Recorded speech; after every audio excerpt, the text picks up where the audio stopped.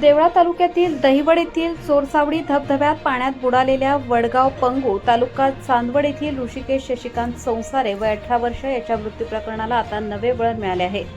तब्बल 24 तासांच्या शोध मोहिमेनंतर ऋषिकेशचा मृतदेह हाती लागल्यानंतर त्याचा भाऊ व मामाने हा केवळ बुडून झालेला मृत्यू नसून घातपाताची शक्यता असल्याचा संशय व्यक्त केला आहे। या संदर्भात त्यांनी देवळा पोलिसांकडे संशय व्यक्त केला आहे। घटनास्थळावरून मृतदेह शवविच्छेदनासाठी देवळा ग्रामीण रुग्णालयात आणल्यानंतर कुटुंबियांनी मृत्यू संशयास्पद असल्याचे सांगत केवळ नियमित शवविच्छेदन न करता फॉरेन्सिक तज्ज्ञांकडून सखोल तपासणी करण्याची मागणी केली।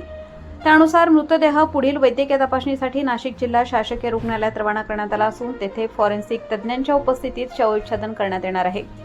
कुटुंबियांचा आरोप आहे की ऋषिकेशच्या मृत्यूची सर्व बाजूंनी चौकशी व्हावी आणि मृत्यूचे नेमके कारण वैज्ञानिक तपासणीतून स्पष्ट व्हावे। फॉरेन्सिक शवविच्छेदनाचा अहवाल आल्यानंतरच मृत्यूचे कारण स्पष्ट होण्याची शक्यता असून त्यानंतर तपासाची पुढील दिशा निश्चित होणार आहे। दरम्यान देवळा पोलिसांनी कुटुंबियांच्या तक्रारीच्या अनुषंगाने प्रकरणाची सर्वांगांनी चौकशी सुरू केली आहे। फॉरेन्सिक अहवाल, घटनास्थळावरील पुरावे आणि साक्षीदारांच्या जबाबांच्या आधारे पुढील कार्यवाही करण्यात येणार असल्याचे समजते। या घडामोडींमुळे सुरुवातीला अपघाती बुडाल्याचे मानले जात असलेल्या या प्रकरणाला आता नवे वळण मिळाले असून फॉरेन्सिक अहवाल आणि पोलीस तपासाकडे लक्ष लागले आहे।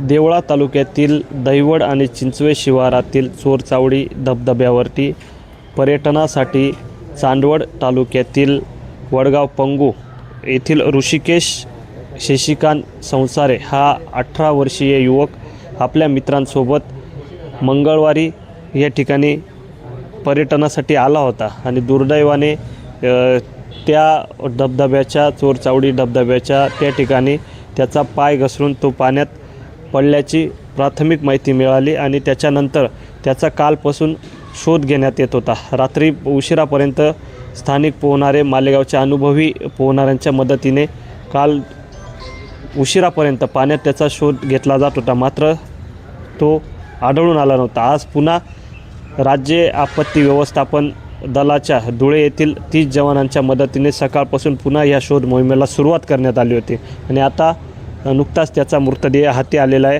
आपल्यासोबत त्याचा मोठा भाऊ तुषार संसारे आहे। काय सांगशील, नेमकं दुर्दैवी अशी घटना भावाच्या बाबतीत घडलेली आहे।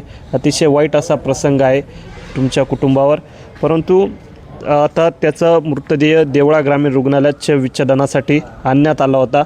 तुमचा संशय आहे म्हणून तुम्ही आता इथलं शवविच्छेदन न करता नाशिक येथील जिल्हा रुग्णालयात घेऊन जात आहेत, काय सांगशील? आज कालपासून तर आजपर्यंत त्याच्यावाली तपास चालू होता, तर आज संध्याकाळच्या दरम्यान त्याचा मृतदेह सापडला आहे। तसंच आम्हाला त्याचा मृतदेह बघून संशयास्पद जाणीव होते, त्यामुळे आम्ही नाशिक येथे त्याचा मृतदेह तपासणीस नेतो आहे। का संशय वाटतोय, नेमकं काय एकंदरीत पोलिसांशी या संदर्भात चर्चा केली का, काय सांग?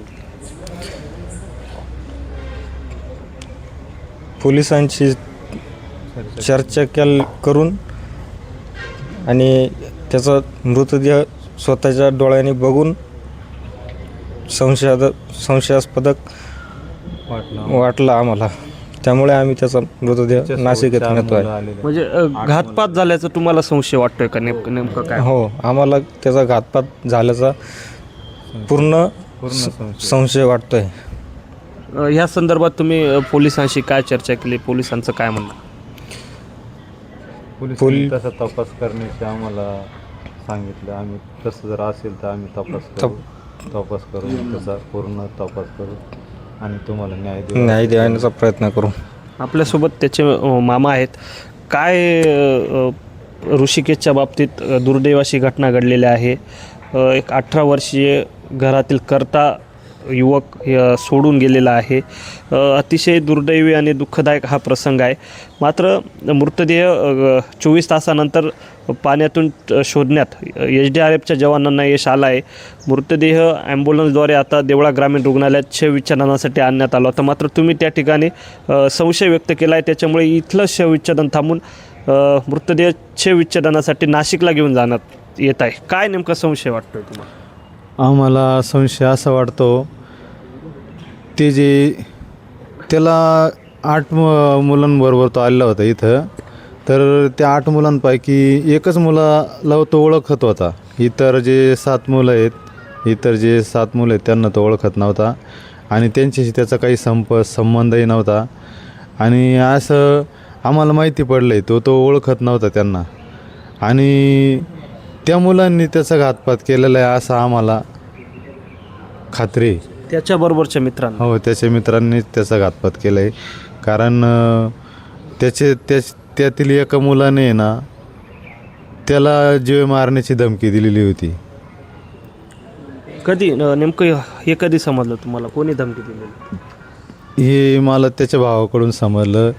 1 वर्षापूर्वीपासून त्यांचा वाद चालू होता. तर आणि त्या मुलानेच हे असं घडून आणलेलं आहे. आता पोलिसांकडे काय मागणी केलेली आहे? काय आता आम्ही इथल्या ग्रामीण पोलिसांकडे त्याला न्याय मिळावा, त्याचावाला सखोल तपास व्हावा, त्याची सखोल चौकशी व्हावी आणि आम्हाला न्याय मिळावा, आमच्या ऋषीला न्याय मिळावा. धीरदारा, अतिशय वाईट प्रसंग आहे तुमच्या ह्या कुटुंबावर.